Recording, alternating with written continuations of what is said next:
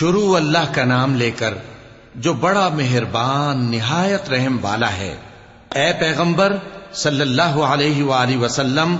لوگوں سے کہہ دو کہ میرے پاس وحی آئی ہے کہ جنوں کی ایک جماعت نے اس کتاب کو سنا تو کہنے لگے کہ ہم نے ایک عجیب قرآن سنا جو بھلائی کا رستہ بتاتا ہے، سو ہم اس پر ایمان لے آئے، اور ہم اپنے پروردگار کے ساتھ کسی کو شریک نہیں بنائیں گے، اور یہ کہ ہمارے پروردگار کی شان بہت بلند ہے، وہ نہ بیوی رکھتا ہے نہ اولاد، اور یہ کہ ہم میں سے کوئی بے وقوف اللہ کے بارے میں جھوٹ گھڑتا ہے، اور ہمارا یہ خیال تھا کہ انسان اور جن اللہ کی نسبت جھوٹ نہیں بولیں گے،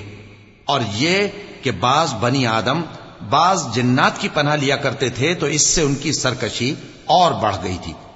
اور یہ کہ ان کا بھی یہی اعتقاد تھا جس طرح تمہارا تھا کہ اللہ کسی کو نہیں زندہ کرے گا، اور یہ کہ ہم نے آسمان کو ٹٹولا تو اس کو مضبوط چوکیداروں اور انگاروں سے بھرا ہوا پایا،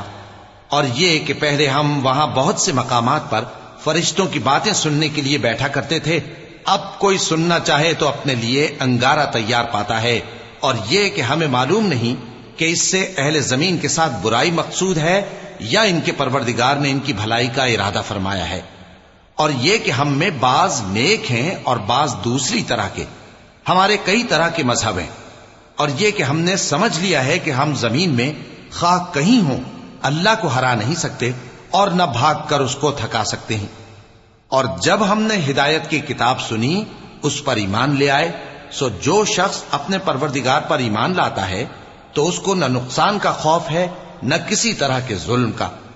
اور یہ کہ ہم میں بعض فرما بردار ہیں اور بعض نافرمان ہیں، تو جو فرما بردار ہوئے وہ سیدھے رستے پر چلے، اور جو نافرمان ہوئے وہ دوزخ کا ایندھن بنے۔ اور اے پیغمبر صلی اللہ علیہ وآلہ وسلم، یہ بھی ان سے کہہ دو کہ اگر یہ لوگ سیدھے رستے پر رہتے تو ہم ان کے پینے کو بہت سا پانی دیتے تاکہ اس سے ان کی آزمائش کریں، اور جو شخص اپنے پروردگار کی یاد سے منہ پھیرے گا وہ اس کو سخت عذاب میں داخل کرے گا، اور یہ کہ مسجدیں خاص اللہ کی ہیں تو اللہ کے ساتھ کسی اور کی عبادت نہ کرو، اور جب اللہ کے بندے یعنی یہ پیغمبر صلی اللہ علیہ وآلہ وسلم اس کی عبادت کو کھڑے ہوئے تو کافر ان کے گرد ہجوم کر لینے کو تھے۔ اے نبی صلی اللہ علیہ وآلہ وسلم، کہہ دو کہ میں تو اپنے پروردگار ہی کی عبادت کرتا ہوں اور کسی کو اس کا شریک نہیں بناتا، یہ بھی کہہ دو کہ میں تمہارے لیے نہ کسی نقصان کا اور نہ نفع کا کچھ اختیار رکھتا ہوں، یہ بھی کہہ دو کہ اللہ کے عذاب سے مجھے کوئی پناہ نہیں دے سکتا اور میں اس کے سوا کوئی جائے پناہ نہیں پاؤں گا، ہاں اللہ کی طرف سے احکام کا اور اس کے پیغاموں کا پہنچا دینا ہی میرے ذمہ ہے، اور جو شخص اللہ اور اس کے پیغمبر کی نافرمانی کرے گا تو ایسوں کے لیے جہنم کی آگ ہے،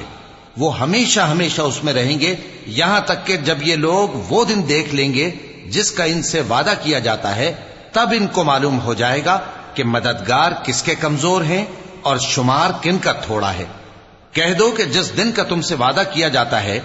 میں نہیں جانتا کہ وہ عنقریب آنے والا ہے یا میرے پروردگار نے اس کی مدت دراز کر دی ہے۔